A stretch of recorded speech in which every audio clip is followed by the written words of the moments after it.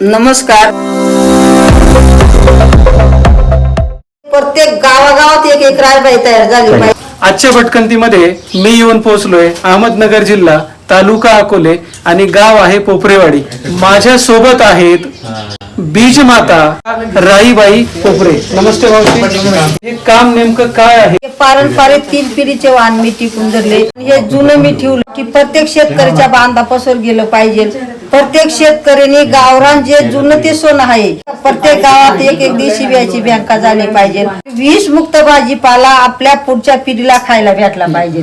3 पिढ्यांपासून जे देशी वाण आहेत ते त्यांनी स्वतःच्या मेहनतीने जपलेत, ते त्यांना वाढवतायत आणि त्याचे बियाणं जे आहेत ते समाजामध्ये गावोगाव शेतकऱ्यांपर्यंत पोहोचवतायत. मी अशा बियाच्या लाख्या बनवते. या लाख्यांचं वैशिष्ट्य असं, जसं बियाचं आयुष्य वाढेल तसं बहिणीचं आणि भावाचं